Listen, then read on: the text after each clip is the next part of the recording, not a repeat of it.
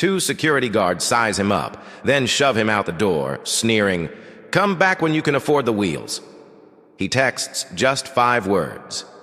10 minutes later, 4 Navy SEALs in civilian clothes march in, briefcase full of cash, and ask one chilling question. Which one of you thought he didn't belong? What happens next flips the entire dealership and everyone's idea of respect on its head.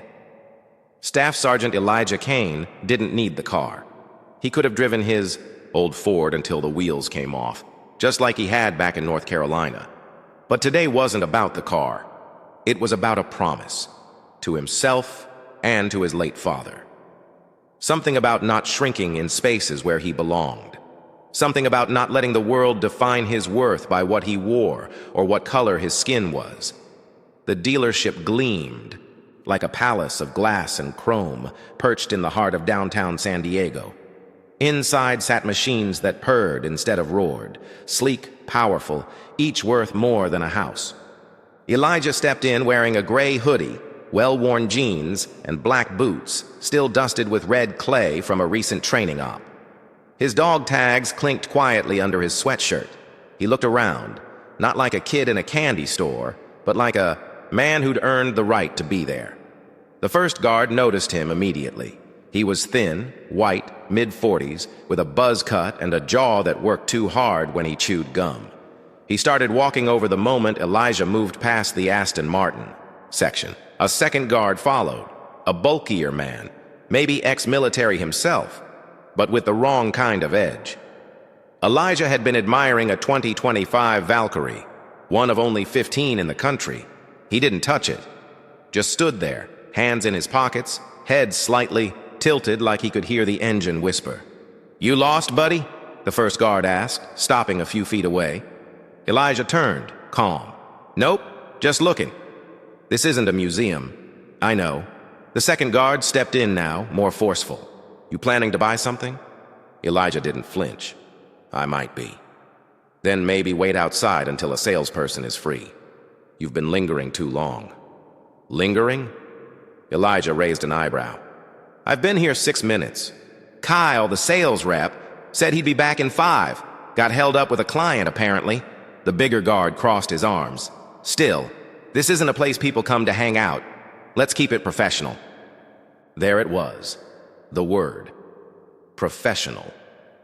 Elijah felt the weight behind it. How easily it was used to cloak profiling with policy. He'd heard it before, in airports, restaurants, even banks, always with a smile that didn't reach the eyes. He slowly reached into his pocket, pulled out his phone, and sent a text. 5 simple words, same place, situations repeating itself. Then he turned to the guards. "I'll wait outside." He didn't argue, didn't escalate, but as he stepped out under the bright California sun, something burned in his chest. Not rage, not even surprise, just the steady familiar ache of being doubted in a country he'd bled for. And what the guards didn't know was that Elijah Kane had backup, and it was on its way. Elijah Kane sat on the concrete ledge just outside the glass showroom, elbows on knees, eyes trained on the polished reflection of the dealership window. Inside, he could still see them, the guards, pacing and laughing like it was just another day.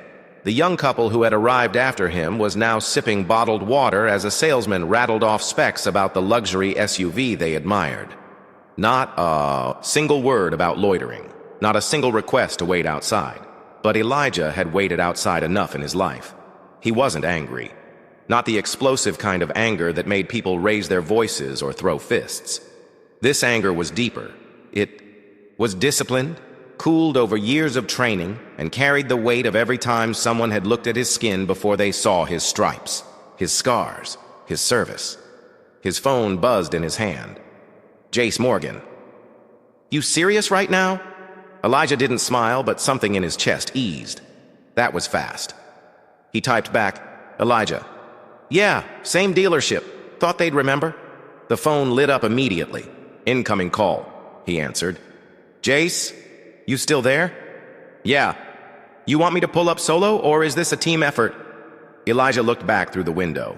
The guards were now at the front desk, clearly talking about him, casting the occasional glance his way.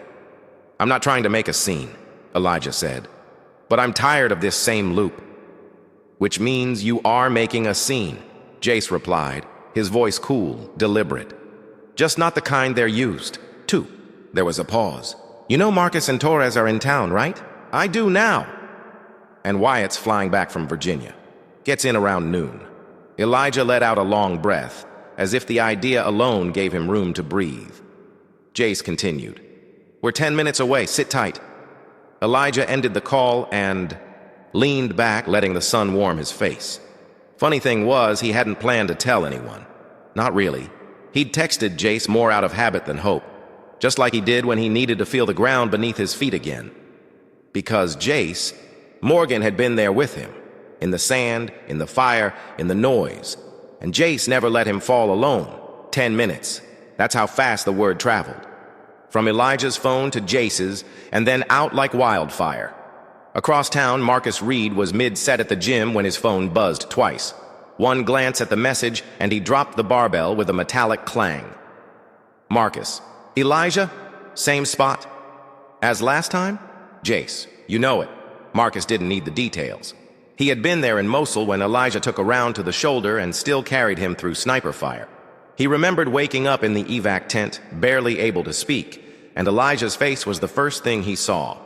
He grabbed his hoodie and keys without even wiping down the equipment. Torres, stationed at a Marine base on leave, was having lunch with his sister when he got the call. Gotta go, he said, already tossing a few bills on the table. Where? She asked. He just shook his head. To remind some people who they're dealing with. Elijah, back on the sidewalk, heard the first engine pull up behind him. Black Escalade. Door opened. Jace stepped out, dressed in plain clothes, black. T-shirt, jeans, boots that still bore desert dust. His eyes swept the dealership like he was mapping a perimeter. When he looked at Elijah, his jaw tightened. No mistake, Jace said. You're sure? Elijah tilted his head toward the glass. That's the guy who told me to leave, the tall one. Second guy just backed him up. Didn't ask what. They did. Jace's tone sharpened. Asked if it was a mistake. You know, wrong dealership or something. No mistake. Good. Jace turned as Marcus and Torres arrived seconds later, walking up without fanfare. Their expressions said everything. You call Wyatt? Elijah asked. He's landing now, Jace replied. Told him to meet us here. He said, quote, tell me what color the car is. I'm buying it. Elijah finally cracked a smile. He's still the dramatic one. They all laughed, briefly, but the air around them had changed. No raised voices, no tension boiling over, just presence, commanding, quiet, and unwavering. Then they turned as a sleek silver sedan pulled up. Wyatt emerged, aviator shades on, custom-cut blazer flapping in the breeze. You late, Marcus said. I bought the dealership down the block on the way, Wyatt joked, pulling off his glasses. Had to show him how real money walks. They all grinned. Inside the dealership, the receptionist glanced up and froze. 4 men, big, solid, and unmistakably military, had just lined up outside like a silent wall. Customers turned. The guards stiffened. The bigger one from earlier, Dixon, squinted at the door, recognition dawning. Hey, that guy's back, he muttered. The manager looked up. Which guy? Dixon pointed. The black guy with the hoodie.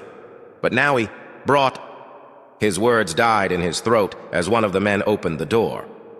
The SEALs didn't enter all at once. They moved with unspoken coordination. Jace first, then Marcus and Torres. Wyatt brought up the rear, but only after giving Elijah a nod. You ready? Wyatt asked. Elijah rose, brushing dust from his sleeves. Been ready. And together, the 5 of them walked back in, not to fight, not to threaten, just to remind the world that Elijah Kane belonged anywhere he stood. And this time, they weren't asking for respect. They were delivering a lesson in it. The room didn't fall silent immediately, but tension traveled like an electrical pulse. It started at the front desk, where the receptionist slowly lowered her coffee cup. Then it crept into the laughter of a pair of customers inspecting a cherry-red McLaren, muffling the easy cheer. It moved into the eyes of the manager, who had been mid-sentence with a man in a tailored suit. Even the guards, Dixon and Keller, stiffened like they sensed something shifting and didn't yet understand what. 5 men entered the dealership with calm, silent precision. They didn't storm like a raid. They moved like they had nothing to prove, but everything to say. Jace led the way, his hands clasped behind his back like he was inspecting recruits. Marcus and Torres flanked Elijah, stepping in with synchronized strides, while Wyatt moved slowly behind them, sunglasses still on, scanning the floor like he owned it. Elijah was the only one not trying to look intimidating. He didn't have to. His presence, especially after what had happened outside, spoke louder than any confrontation. His head was held high, shoulders squared, dog tags barely visible now beneath his hoodie. Every step he took inside that dealership rewrote the narrative that had just played out 10 minutes earlier. They weren't there for violence. They weren't there for revenge. They were there to shift the axis of the room. The receptionist rose nervously. Can I help you, gentlemen? Jace glanced her way but didn't answer. Instead, Elijah stopped at the center of the showroom, near the same Valkyrie he'd admired earlier. He looked at it again, but this time not as a dreamer or an outsider. This time, he looked like someone evaluating a prize already won. Manager Joel Harbor noticed the growing crowd at the entrance and approached quickly. His name tag gleamed under the showroom lights, and his smile was corporate perfect, though slightly faltering. "Good afternoon, gentlemen. May I ask, what brings you in today?" Wyatt stepped forward first. He reached into his blazer and pulled out a slim black leather briefcase. "We're looking to make a purchase, high-end, in cash." That caught attention. Joel's eyes flicked to the guards, then back to the men. "Absolutely, sir. We'd be honored to assist. Which vehicle are you interested in?" Jace nodded toward Elijah. "He'll be deciding." Joel turned to Elijah, who was still standing silently by the Valkyrie. Then Joel frowned slightly. "I'm sorry," he said. "Weren't you the gentleman from earlier?" Before Elijah could respond, Dixon, the larger of the two guards, stepped forward with forced confidence. "Yeah, that's the guy I asked to wait outside. Thought he was loitering." "Loitering?" Jace repeated, his voice so sharp it cut through the air. Dixon's jaw twitched. "It's policy. We've had some incidents lately." "With Marines?" Marcus asked. "No," Dixon said, shifting uneasily. "Not exactly." Torres crossed his arms. "Let me get this straight. He walks in alone, you size him up and kick him out. He walks in with 4 SEALs, and suddenly he's worthy of a sale?" Wyatt stepped in now, setting the briefcase gently on a pedestal meant for brochures. "I assume this dealership likes money," he said calmly. "So here's what's about to happen. You're going to apologize to our friend, then you're going to walk us through every top-tier vehicle you've got on this floor." Joel blinked. "Of course, yes, of course." "And," Wyatt continued, "if we get even a hint of attitude from either of those 2 clowns again," he pointed to the guards without turning, "we'll take our money elsewhere, after a very public review of what happened today." There was no need for threats. The word public alone was enough. The manager nodded rapidly, beads of sweat forming at his temple. "Yes, sir. Of course. We'll make this right." He turned to Dixon and Keller. "Apologize." Dixon clenched his jaw. "I was just doing my job." "Elijah Kane served 3 tours overseas," Jace said, voice low but cutting. "Got shot in the shoulder saving 6 men, including me. And you, some desk bouncer with a clipboard, told him to wait outside because he didn't look rich.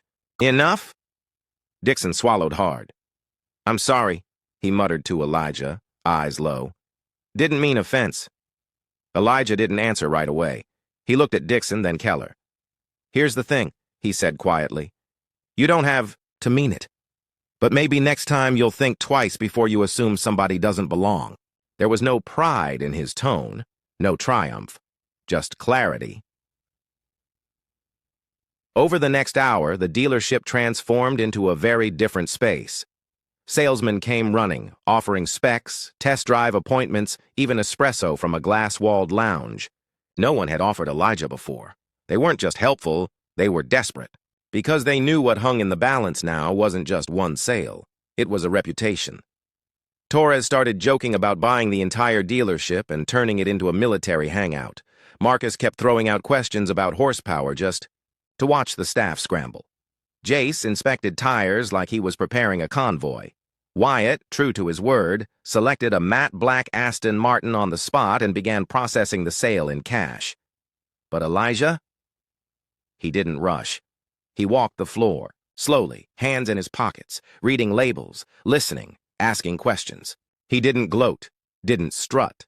He just existed, fully, confidently, without apology. And that was what made every guard, every salesperson, every bystander remember him more than the men who arrived beside him. Toward the end of the visit, Joel approached again, this time with a young man in tow, early 20s, fresh suit, clearly nervous. "This is Darren," Joel said, "one of our new reps. We'd like to offer him as your personal advisor today, if you're still considering a purchase." Elijah looked at Darren. The kid looked terrified. "Why him?" Elijah asked. Joel cleared his throat. "Well, Darren comes from a military. Family, Navy. His dad served 2 tours. Thought maybe that shared experience might help." Elijah extended his hand. "Good to meet you, Darren." Darren shook it, visibly relaxing. "Thank you, sir. Honored, really." Elijah smiled. "Show me the Valkyrie again." As the sun dipped lower outside the dealership, the 5 men stood together beside a signed sales agreement and a silver key fob. "What made you come in today?" Darren asked Elijah, curiosity beating out fear now. Elijah looked at him for a long moment. "I didn't come to buy a car," he said. "I came to buy back a little piece of my dignity." The room fell quiet. Then Wyatt handed him the key. "Consider it done.